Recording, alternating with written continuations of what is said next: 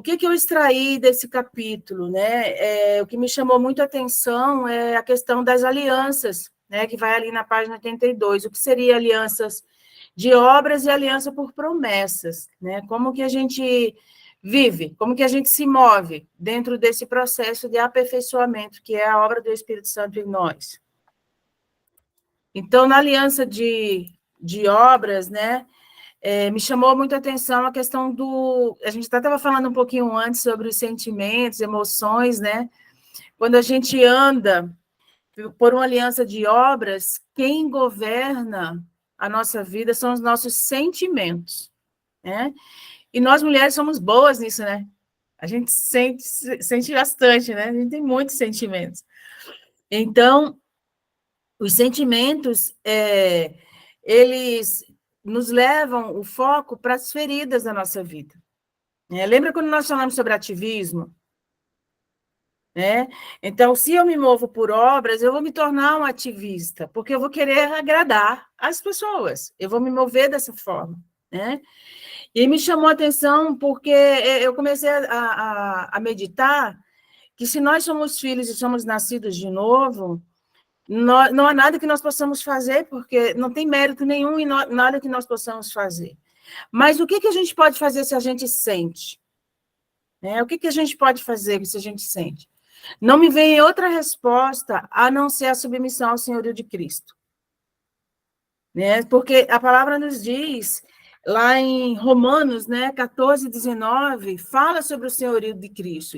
Em Filipenses 2, do 9 ao 11, fala que ele é Senhor de todos, que ele é o nosso Senhor. O que quer dizer isso? Ele não é Senhor só da pessoa. A pessoa não é apenas um ser vazio. A pessoa tem sentimentos, tem dons, tem talentos, tem vontades, tem desejos, tem aptidões. Então, tudo que nós somos precisa ser submetido ao senhorio de Cristo.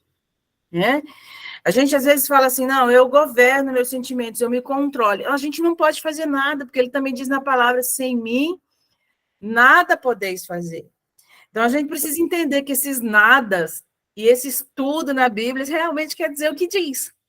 É tudo e é nada.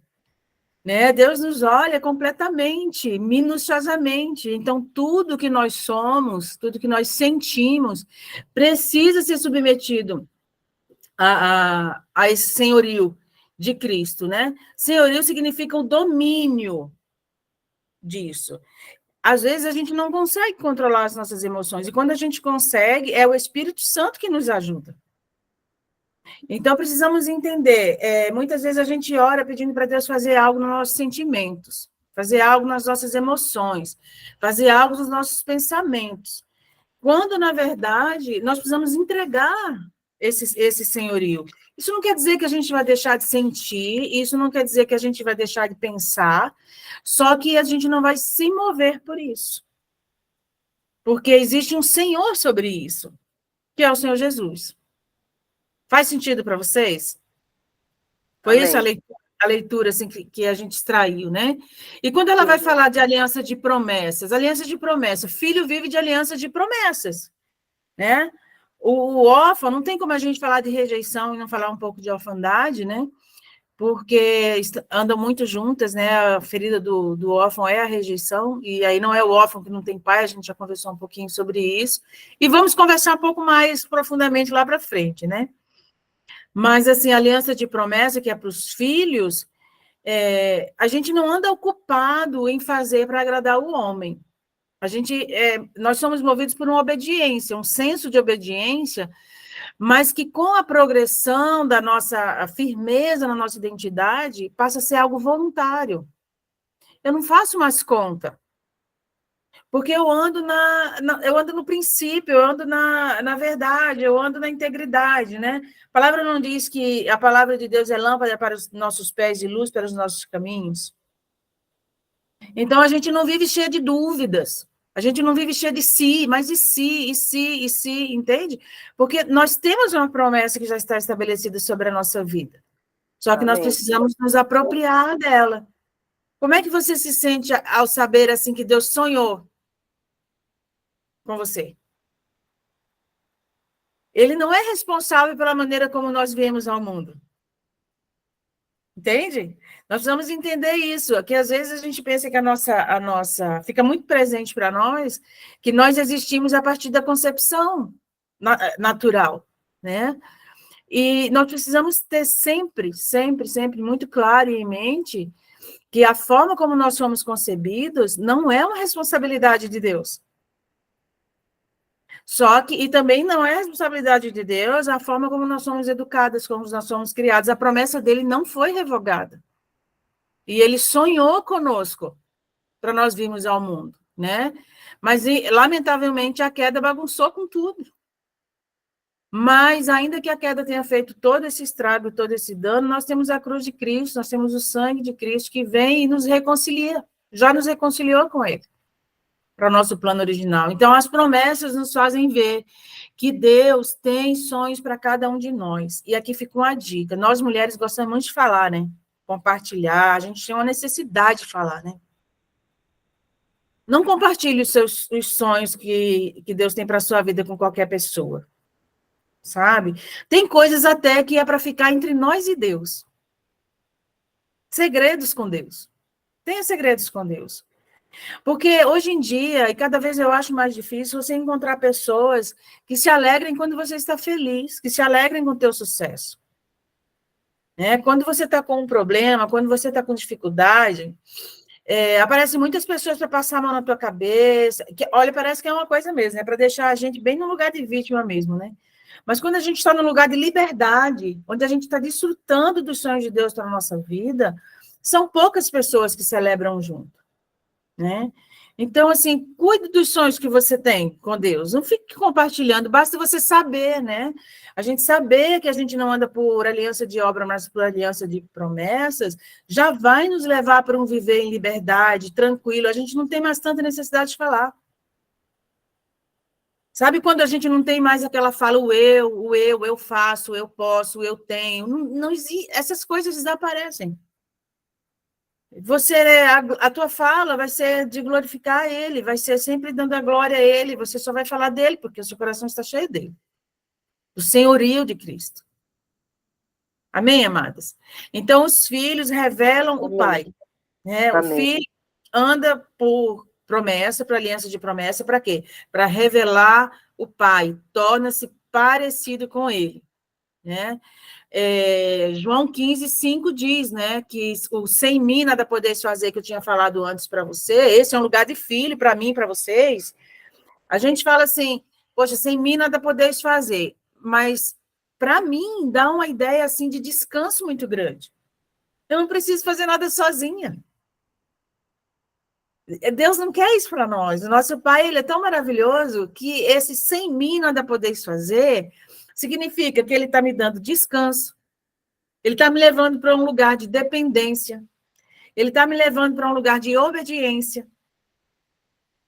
E isso aqui é contrário a todo o perfeccionismo.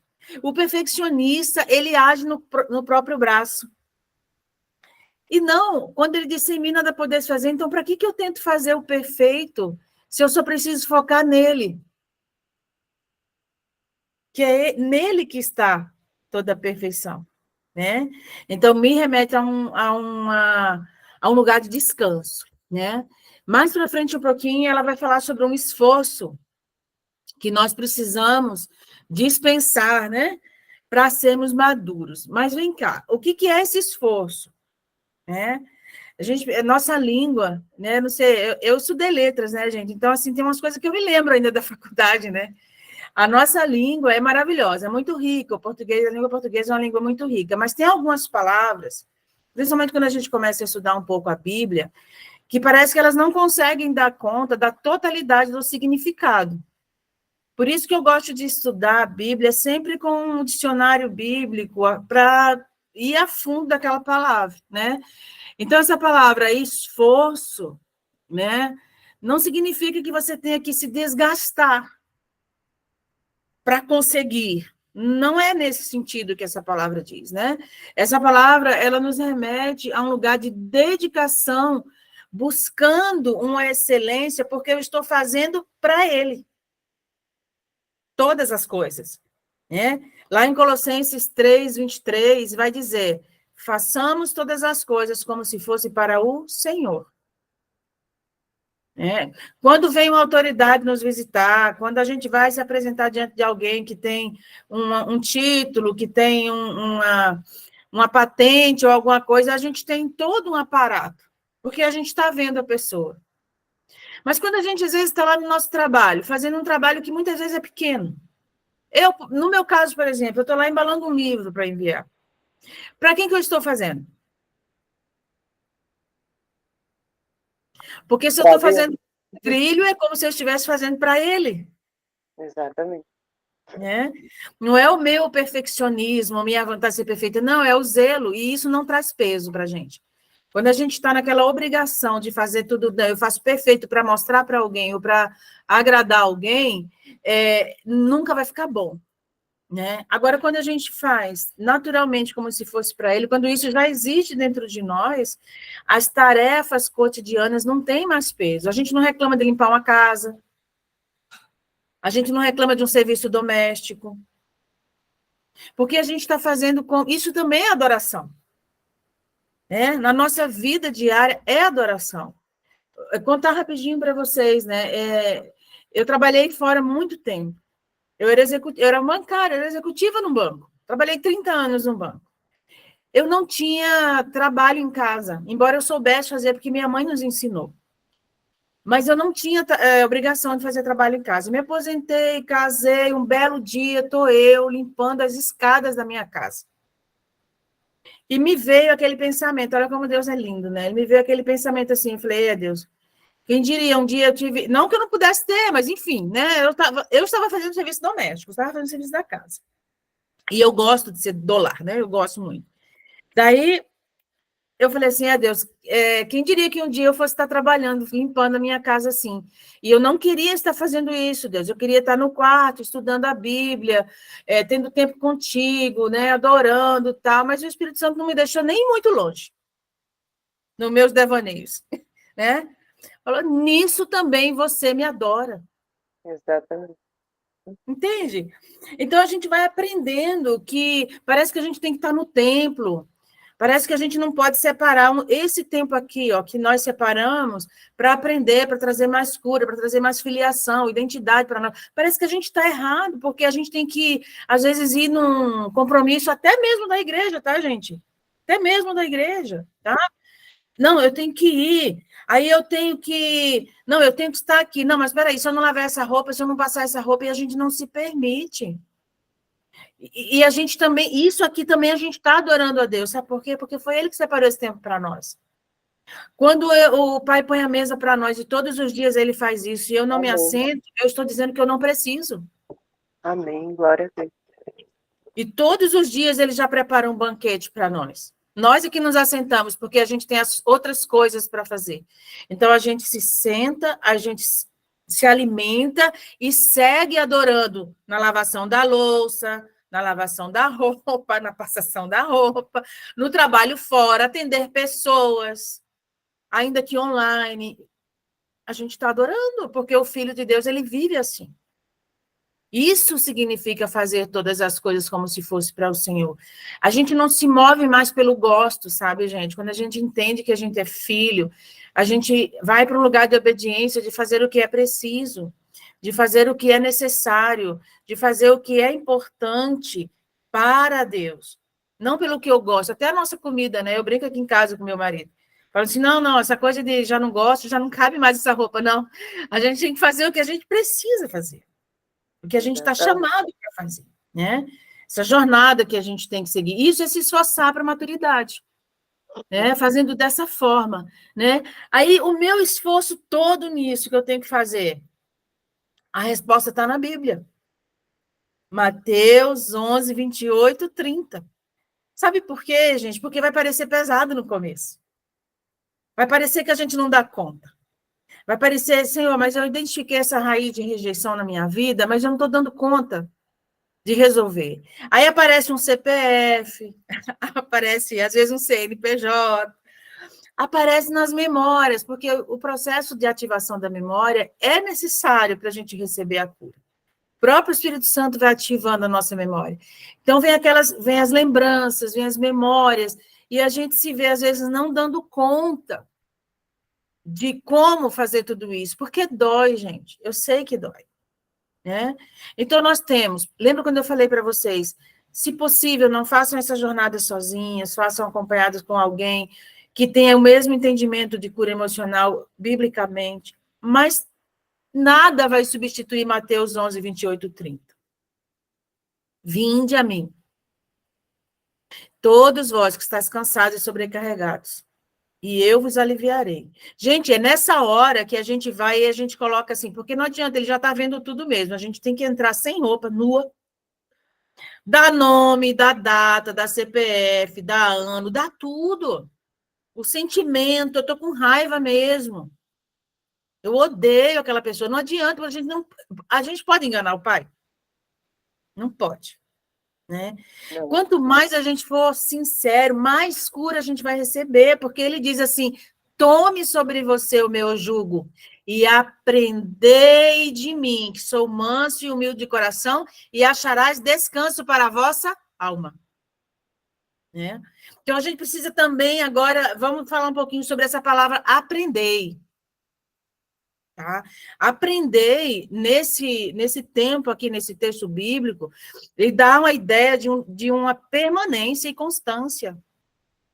Não é como a gente vai na escola, faz o turno, aprende e volta para casa. Não, é constância. É um lugar de permanência. Gente, ir, às vezes, nem é tão difícil. Vinde a mim. O vinde a mim, às vezes, a gente pratica com mais facilidade. Agora, o aprender vai exigir que eu deixe a minha velha maneira de pensar e assuma a maneira de pensar, a mente de Cristo para vir sobre a minha vida. Então, é um lugar de permanência, é um lugar de constância e é um lugar de senhorio. E é este lugar que nos leva ao aperfeiçoamento. O aprender é constantemente, é Ele ser o Senhor da nossa mente, dos nossos pensamentos. É porque tudo começa muito aqui, ó. Ativa as memórias, aí começa, os sentimentos começam a brigar, aí a gente vai ter dificuldade. Gente, tudo isso, tudo bem sentir. Nós só não precisamos escolher não tomar decisões pelo que eu sinto, mas pelo que a palavra diz. Então, se eu vou a Jesus e aprendo dele, e deixo esse fardo, eu não vou andar pelo que eu sinto, eu vou andar pelo que eu aprendi dele, que é manso e humilde de coração. Isso não é uma coisa de uma hora para outra, mas é um lugar onde a gente precisa perseverar, porque está disponível para nós. E a palavra diz que os mandamentos dele não são pesados. Então, a gente precisa ter essa disciplina, né, de manter-se firme em qualquer circunstância. A gente vai cair, a gente vai errar, a gente vai achar que retrocedeu. Não, não, não, não. Agora a gente já tem um lugar de retorno. A gente já tem um lugar de retomada. Amém? Então, o maduro, né, ou que está se esforçando para esse caminho do aprender de mim, né, ele erra, mas não fica parado, ele retoma, ele não desiste, ele se arrepende, ele já tem esses lugares, já se arrepende, já não fica mais prostrado, né, se arrepende, prossegue. A própria autora diz, né, que o progresso lento é melhor do que nenhum progresso. Então, depois que eu recebo uma luz, eu não posso mais ficar parada no mesmo lugar. Eu preciso seguir nessa luz que eu recebi. Essa é a minha responsabilidade. Né? Eu tive um pastor que falava assim para mim: olha, Tere, se você recebeu a luz, não andar na luz, você agora se expôs ao juízo de Deus. Conte com a longanimidade dele, mas não abuse. Porque agora eu já não posso mais dizer que eu não sei. Então, eu preciso fazer algo, eu preciso dar uma resposta àquele conhecimento, àquela luz. Como? Andando naquela luz que eu recebi, me esforçando para andar. Né? Então, uma forma de a gente entender como é que estão os nossos caminhos, né? E está lá em Salmo 139, que a gente citou até na aula passada também, né? Porque, gente, nós precisamos entender que as nossas motivações, as intenções do nosso coração, elas estão patentes diante de Deus. Elas estão claras diante de Deus. Então, eu não posso nem tentar enganar a Deus. Só que, às vezes, eu mesma não sei declarar ou não sei identificar com exatidão quais são as minhas motivações e as minhas intenções. Por quê? Porque eu estou agindo por sentimento. Eu vou agindo, eu vou fazendo. Eu não paro para pensar por que mesmo que eu quero fazer isso, e isso é sondar as motivações. Espírito Santo, por que eu quero fazer isso dessa forma? Por que eu fiz dessa forma? Por que estou fazendo dessa forma, falando dessa forma e pensando dessa forma? Espírito Santo, me ajuda a entender por quê. Vou falar uma coisa, se nós fôssemos mais lentas, nós seríamos mais felizes. A exigência que a própria vida, né, hoje na Terra, nos traz, e cada vez mais, esse sentido de urgência, que você tem que dar resposta, que você tem que ser rápido, que você tem que fazer tudo ligeiro, né? A gente acaba fazendo sem nem sondar as motivações do coração. A gente sente que tem alguma coisa que não ficou redonda, mas a gente não tem tempo de parar para ir mais lento e perguntar para o Espírito Santo: qual a minha motivação para fazer isso mesmo? Qual a minha motivação para eu me aliançar com certas pessoas? Qual a minha motivação para eu me submeter a certas situações, a certos relacionamentos? Por quê mesmo? O que está dentro de mim que eu não estou vendo, Espírito Santo, que me leva a isso? Ele mostra, gente. Ele mostra que ele é cura. Ele é que trabalha em nós.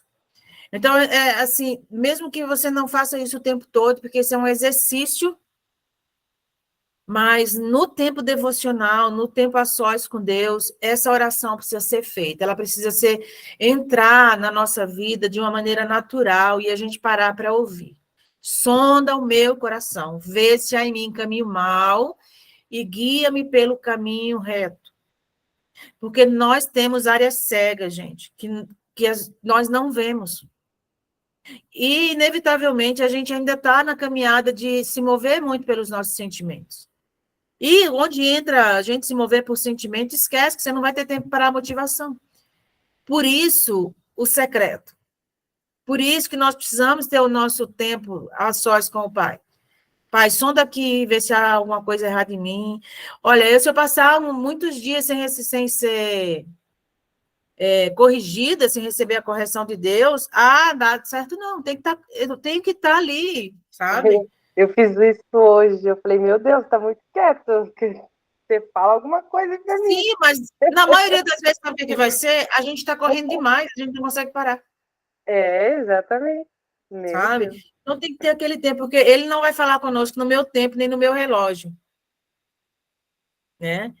Mas amém, isso é assunto para outra hora. Então, assim, o aprender, a pessoa que está se esforçando para a maturidade, ela não tem dificuldade e também ela acha a correção do pai um lugar seguro. Faz ela andar firme. Amém?